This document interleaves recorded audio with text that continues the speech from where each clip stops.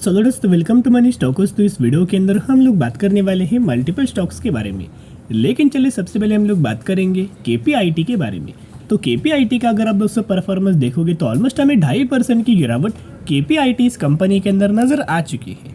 अभी दोस्तों गिरावट के पीछे एक ही रीज़न है, क्योंकि आप सभी को पता है कि केपीआईटी कंपनी एक फंडामेंटली कंपनी बहुत ज़्यादा स्ट्रांग है, जिसका market cap almost company large cap category से बिलोंग करती है। साथ में जितना भी कंपनीज के अंदर पैरामीटर्स है वो पैरामीटर्स भी दोस्तों ग्रोइंग मात्रा में नजर आ रहे हैं एंड कंपनी का बिजनेस बहुत ही अच्छा है।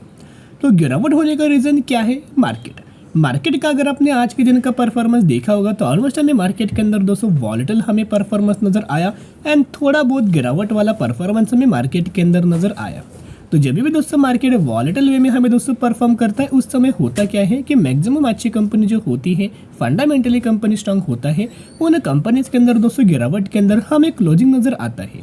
तो उसी तरह से परफॉर्मेंस हमें केपीआईटी कंपनी का नजर आया एंड 1140 रुपए के आसपास हमें केपीआईटी कंपनी की क्लोजिंग नजर आ चुकी। अभी आपको पता है कि केपीआईटी कंपनी के अंदर ज्यादातर हमें गिरावट नहीं होता, क्योंकि बिजनेस ही ऐसा है। कंपनी का बिजनेस क्या है तो उसके ऊपर दोस्तों हम लोग बात करेंगे ही करेंगे। लेकिन पिछले एक महीने में कंपनी देखोगे तो 5% की गिरावट हमें हो चुका है। एक तो ज़्यादातर कंपनी गिरता नहीं, और ये भी दोस्तों अगर आपको गिरावट के अंदर अगर कंपनी मिल रहा होगा, अगर आप इसके अंदर फ्रेश बाइंग करना चाहते हो तो निवेश करने का सही मौका है। जितना कंपनी गिरे उतना बाय ऑन स्ट्रेटेजी अप्लाई करके लंबे समय के लिए होल्ड करना, क्योंकि केपीआईटी कंपनी का या फिर दूसरी और कंपनीज का हमें Q2 का रिजल्ट अगले महीने यानी कि अक्टूबर के महीने के अंदर आने वाला है। तो रिजल्ट्स आने से पहले ही हमें बहुत ज़्यादा चांसेस ये है कि कंपनी के अंदर और हमें तेज़ी आ सकती है, क्योंकि आईटी सेक्टर से तो कंपनी बिलोंग करती ही है। लेकिन केपीआईटी क्या करता है, ऑटोमोबाइल सेगमेंट को ये सर्विसेज प्रोवाइड करता है। अभी किस तरीके से सर्विसेज, जैसे कि embedded software, artificial intelligence and digital solutions, यानी कि एम्बेडेड सॉफ्टवेयर के अंदर, आर्टिफिशियल इंटेलिजेंस के अंदर एंड डिजिटल सॉल्यूशंस के अंदर कंपनी सर्विस प्रोवाइड करती है ऑटोनॉमियस यानी कि ऑटोमोबाइल कंपनी को। और इनका जो डेवलपमेंट सेंटर है यूरोप के अंदर, यूएसए, जापान, चाइना, थाईलैंड, बहुत अच्छे खासी कंट्रीज के अंदर दोस्तों इनका अच्छे खासे बेसिस के ऊपर बिजनेस हमें फैला हुआ है। अभी पैरामीटर्स अगर आप केपीआईटी इस कंपनी का देखोगे तो सेल्स का डेटा जो कि 745, 917, 1017, 1098 लगातार दोस्तों सेल्स के अंदर हमें जंप है। अगर आप इसका ऑपरेटिंग प्रॉफिट देखोगे तो ऑपरेटिंग प्रॉफिट्स के अंदर भी हमें जंप नजर आ रही है एंड साथ में अगर आप इनका नेट प्रॉफिट देखोगे तो 84 करोड़ से बढ़ के 104 करोड़ से बढ़ के 112 करोड़ से बढ़ के 134 करोड़ लगातार नेट प्रॉफिट्स के अंदर भी ग्रोथ हमें कंपनी के अंदर नजर आ रही है। केपीआईटी कंपनी का अगर आप यहाँ शेयर होल्डिंग पैटर्न्स देखोगे तो ऑलमोस्ट हमें प्रमोटर्स के पास तो सिमिलर तरीके से होल्डिंग है।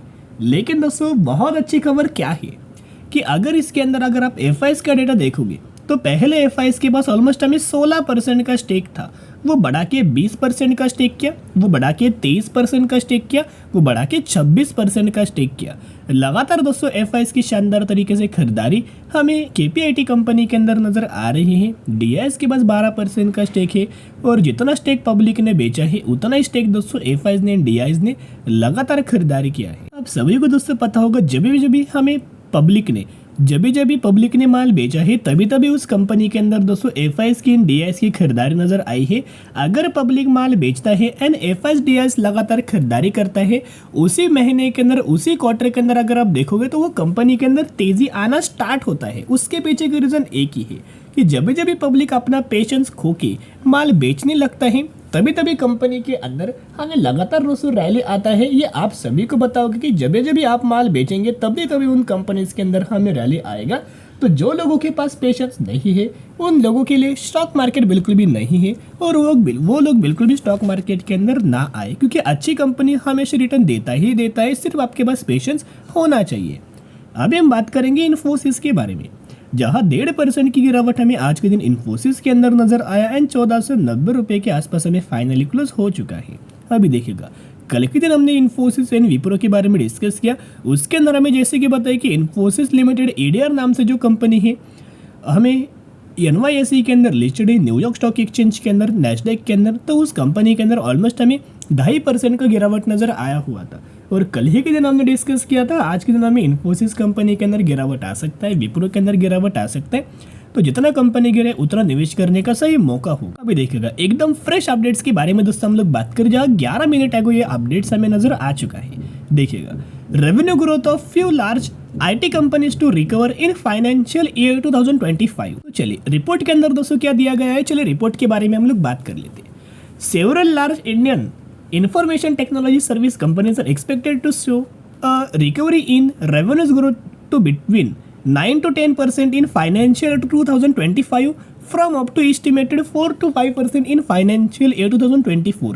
यानी कि दोस्तों करंटली 4 से 5% के आसपास हमें रेवेन्यूज ग्रोथ कंपनीज के अंदर नजर आ सकता है एंड 2025 के अंदर ऑलमोस्ट हमें 9 से 10% का रेवेन्यूज ग्रोथ आपको नजर आ सकता है।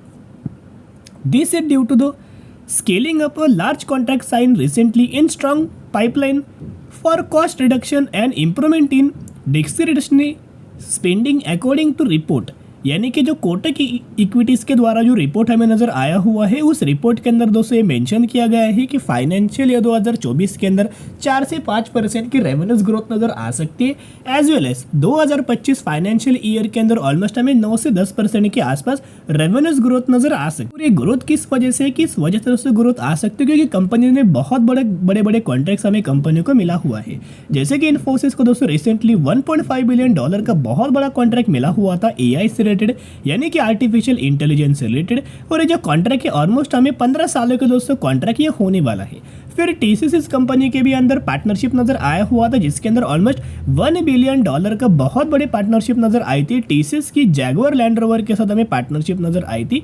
कहीं ना कहीं अगर आप देखोगे $1.9 बिलियन का ये कॉन्ट्रैक्ट हमें नजर आया हुआ था। और जो कंपनीज के अंदर लगातार जो हमें मार्जिन्स के अंदर प्रॉब्लम है, देखिएगा margins for the IT companies are expected to show gradual improvement as they focus on cost optimisation. Primary lever for margin improvement include increased utilization, reduction demand and low turnover have lenses the ability to deploy newcomers on project and streamline workforce structure, more automation in operation and lowering the average cost of labor।